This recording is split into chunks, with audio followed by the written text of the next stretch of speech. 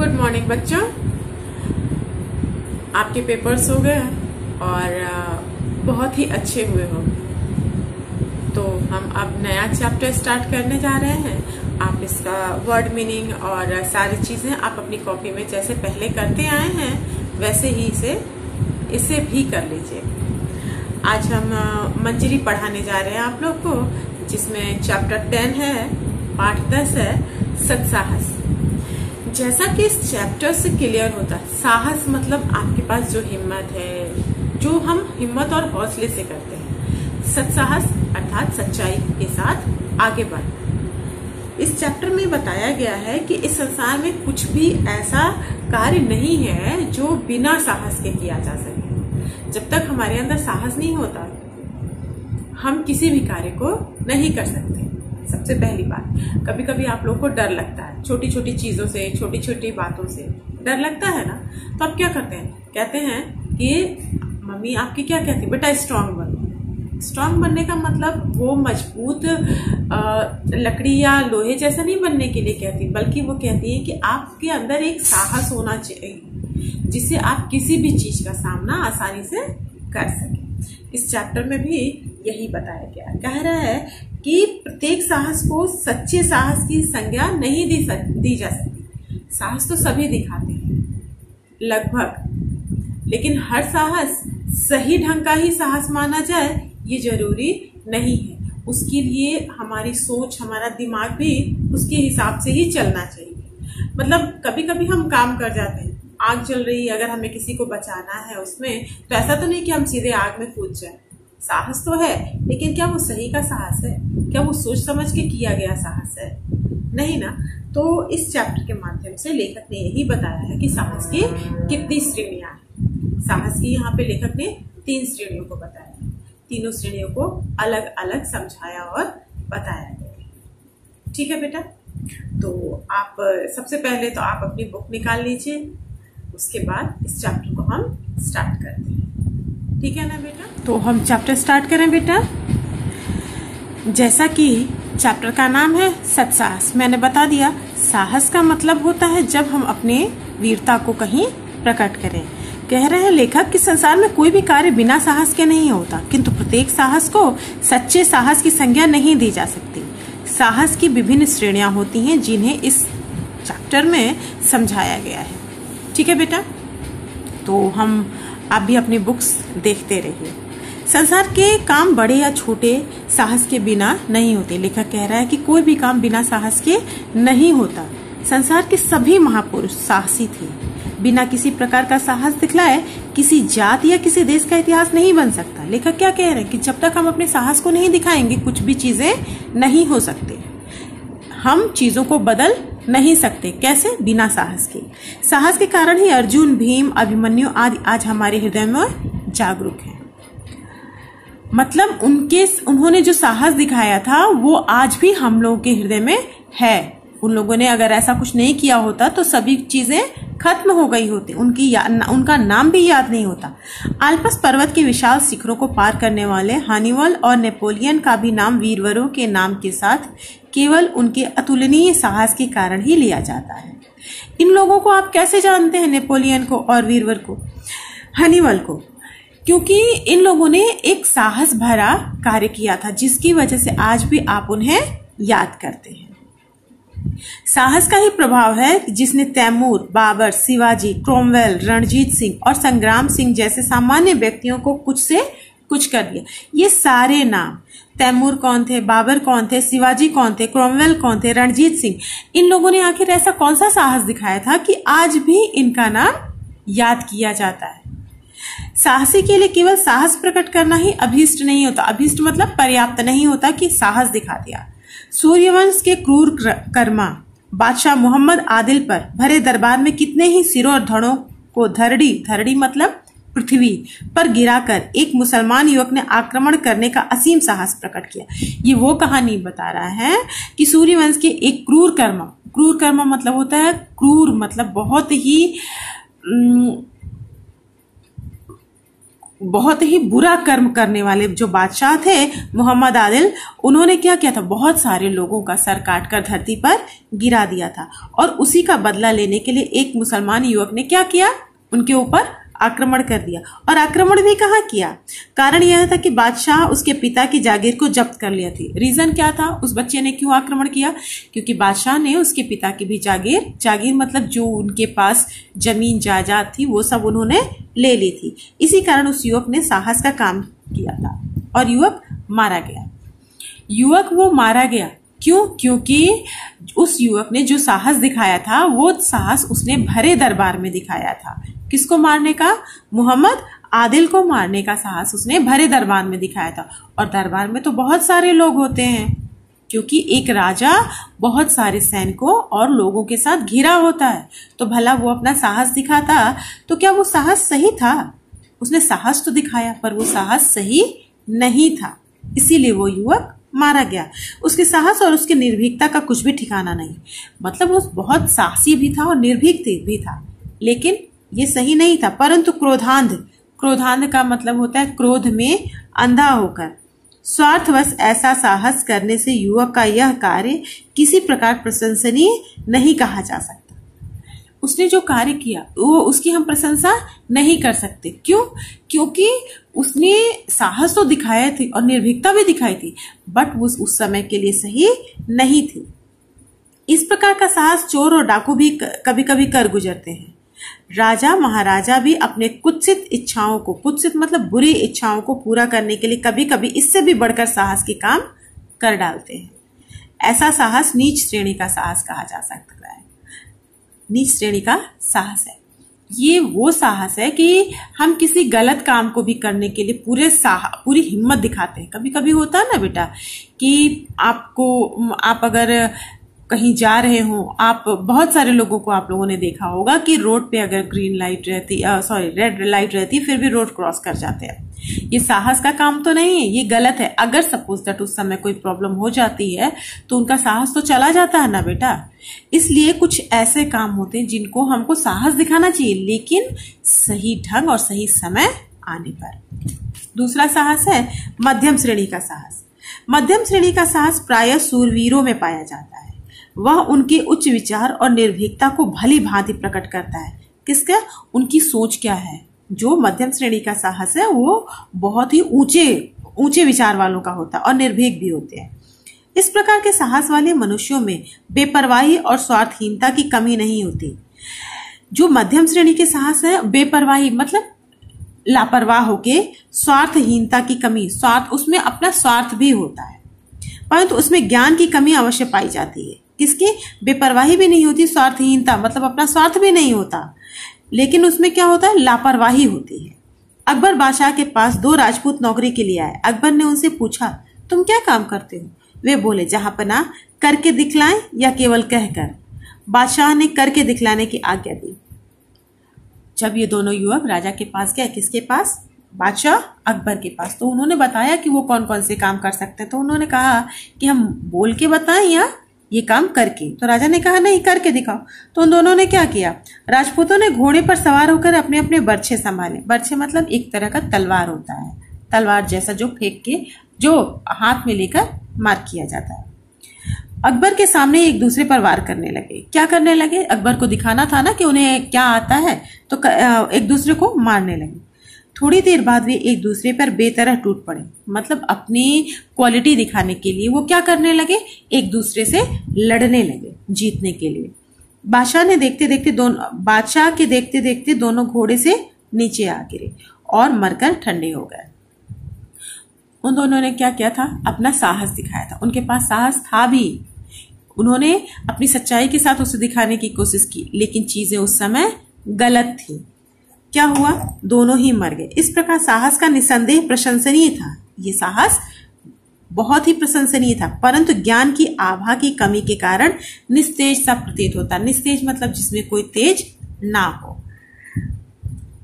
क्योंकि लोगों ने क्या किया था, उनके पास ज्ञान नहीं था। वो ये भूल गए कि अगर हम एक दूसरे को करके दिखाएंगे तो किसी दुश्मन से करना चाहिए था। वो दोनों ने क्या किया, आपस में ही करके दिखाए और दोनों ही मारे गए। ठीक है बेटा, क्लियर हुआ। सर्वोच्च श्रेणी के साहस के लिए हाथ पैर की बलिष्ठता, बलिष्ठता मतलब मजबूती, आवश्यक नहीं। धन मान आदि का होना भी आवश्यक नहीं। जिन गुणों का होना आवश्यक है वे है हृदय की पवित्रता तथा उदारता और चरित्र की दृढ़ता। सर्वोच्च श्रेणी के साहस में किन चीजों की आवश्यकता है?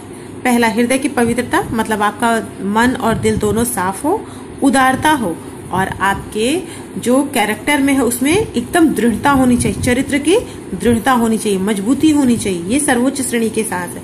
इस साहस में कोई जरूरी नहीं है कि आप हाथ पैर से मजबूत हैं तभी किसी के लिए कुछ कर सकते हैं, ऐसा नहीं है।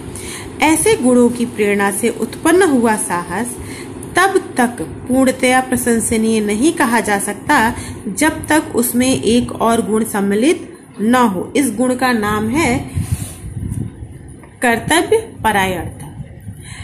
ये भी साहस तब तक पूरा नहीं माना जा सकता जब तक इसमें क्या न हो, कर्तव्य परायण। मतलब आपका कर्तव्य क्या कहता है, आपको क्या करना है। कर्तव्य का विचार प्रत्येक साहसी मनुष्य में होना चाहिए। क्या? कर्तव्य का विचार, हमें कौन सा कर्तव्य करना है, कौन सा कार्य करना है, ये प्रत्येक साहसी मनुष्य में होना चाहिए। इस विचार से शून्य होने पर कोई भी मनुष्य, फिर चाहे उसके विचार कैसे ही उन्नत क्यों ना हो, कह रहा है इस विचार से शून्य मतलब जिसके मन में ये विचार नहीं है, कोई भी मनुष्य फिर चाहे उसके विचार कैसे ही उन्नत क्यों ना है, मानव जाति की कुछ भी भलाई नहीं कर सकता यदि उसके अंदर कर्तव्य, किसी भी मनुष्य के अंदर जो भी अपना साहस दिखाना चाहता है, जरूरी नहीं है वो हाथ पैर से बलवान हो, तभी जब तक उस व्यक्ति के अंदर कर्तव्य परायणता की भावना नहीं होगी उसका साहस सही साहस नहीं माना जा सकता। अपने कर्तव्य से अनभिज्ञ मनुष्य कभी भी परोपकारायण या समाज हित चिंतक नहीं कहा जा सकता। लेखक कह रहे हैं कि जब तक व्यक्ति में अपने कर्तव्य मतलब आपको पता होना चाहिए कि आपका काम क्या है, आपका कर्तव्य क्या है, आपकी रिस्पॉन्सिबिलिटीज क्या है, से अनभिज्ञ, अनभिज्ञ मतलब जो भिज्ञ न हो, जानकार न हो, जिसे अपने कर्तव्य का ज्ञान ना हो, और परोपकारण या समाज हित। और दूसरा क्या, जो साहस दिखाना है वो किसके लिए दिखाना है, समाज के लिए दिखाना है। जब तक ये भावना नहीं होगी कोई भी साहस पूरा नहीं माना जा सकता, सही नहीं, या तो वो नीच कोटि में जाएगा या मध्यम कोटि में। बिना इस विचार के मनुष्य अपने परिवार नहीं, अपने शरीर या अपनी आत्मा का उपकार नहीं कर सकता। सबसे पहले हम अपना सोचते हैं फिर समाज का, यही ना करते हैं। कह रहा है कि जब तक मनुष्य के विचार अपने परिवार, अपने शरीर या अपनी आत्मा का उपकार नहीं कर सकता, कर्तव्य ज्ञान शून्य मनुष्य को मनुष्य नहीं पशु समझना चाहिए। लेखक कह रहे हैं कि जब तक व्यक्ति में उसे अपने कर्तव्य का ज्ञान नहीं है तब तक व्यक्ति मनुष्य नहीं कहा जा सकता, बल्कि उसे पशु कहना ही ज्यादा बढ़िया रहेगा। क्यों? क्योंकि पशु को भी अपने कर्तव्य का ज्ञान नहीं होता।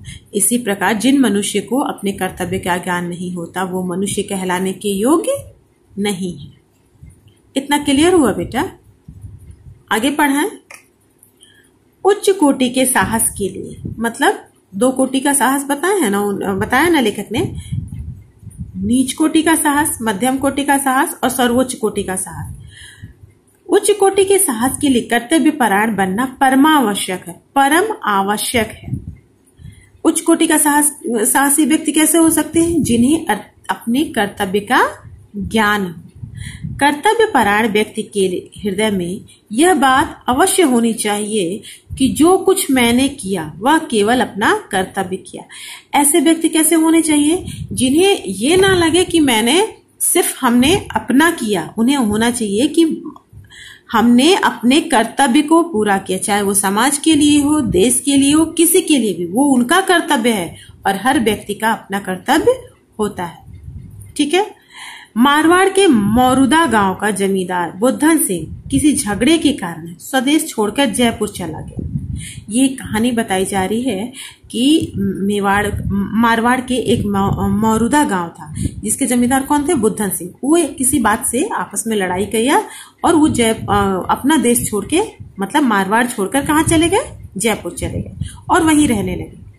कुछ दिनों के बाद मराठों ने क्या किया, मारवाड़ पर आक्रमण कर दिया। क्या किया, मारवाड़ पर मराठों ने आक्रमण कर दिया, जबकि बुद्धन मारवाड़ को बिल्कुल छोड़ चुके थे। बुद्धन रहने वाले तो मारवाड़ के थे, लेकिन आपसी मतभेद के कारण वो छोड़कर कहां चले गए थे, जयपुर। लेकिन मारवाड़ पर जब मराठों ने आक्रमण किया, उसके पहले ही बुद्धन सिंह ने छोड़ दिया था ना, मारवाड़ बिल्कुल छोड़ चुके थे। तथापि शत्रुओं के आक्रमण का समाचार पाकर और मातृभूमि को संकट में पड़ा हुआ जानकर उनका रक्त उबल पड़ा। क्या किया उन्होंने, उनको जब पता चला कि मारवाड़ पर मराठों ने आक्रमण किया था। मारवाड़ कहाँ था, मारवाड़ का मतलब बुद्धन सिंह वहां पर पैदा हुए थे, वो उनकी जन्मभूमि थी। जब उन्हें पता चला कि उनकी जन्मभूमि पर मराठों ने आक्रमण किया है तो उन्हें बहुत क्रोध आया, गुस्सा आया, और वो क्या किए, स्वदेश भक्ति ने उसे बतला दिया, यह समय ऐसा नहीं कि तू अपने घरेलू झगड़ों को याद कर, उठ और अपना कर्तव्य पालन कर। उन्होंने क्या सोचा कि ये जरूरी नहीं है कि हमने जिससे लड़ा उसी को लेके, उसी बात को लेके बैठे रहे, बल्कि इस समय क्या है, अपनी मातृभूमि की रक्षा करना। सभी बातों को भूलकर क्या किया उन्होंने, वो युद्ध करने के लिए मारवाड़ आ गए। इस विचार ने उसे इतना मतवाला कर दिया कि वह अपने 150 साथियों को लेकर बिना किसी से पूछे जयपुर से तुरंत चल पड़ा।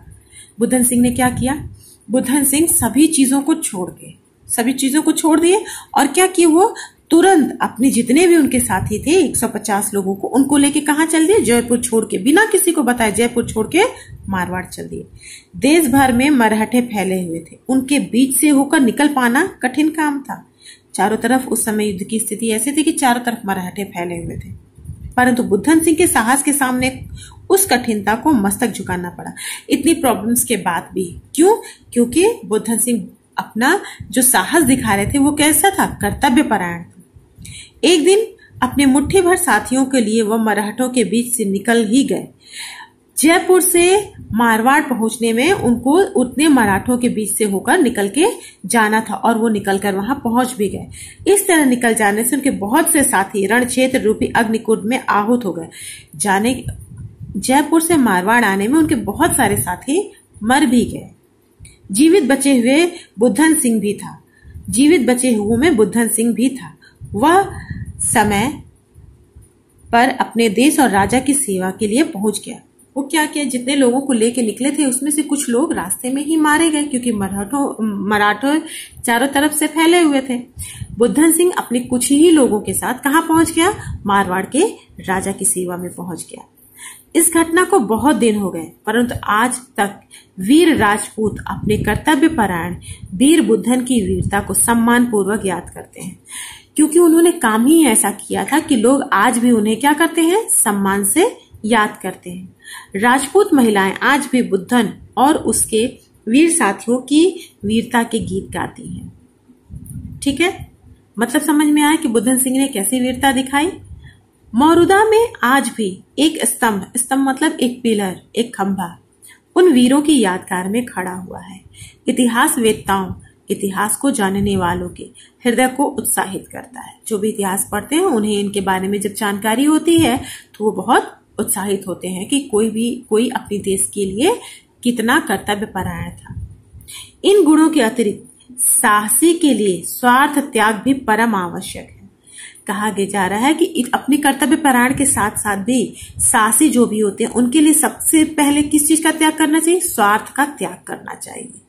इस संसार में हजारों ऐसे काम हुए हैं जिनको लोग बड़े उत्साह से कहते और सुनते हैं, उन कामों को बहुत अच्छा समझते हैं और उनके करने वालों को सराहते हैं, परंतु उन कामों में थोड़े ही ऐसे हैं जो स्वार्थ से खाली हो।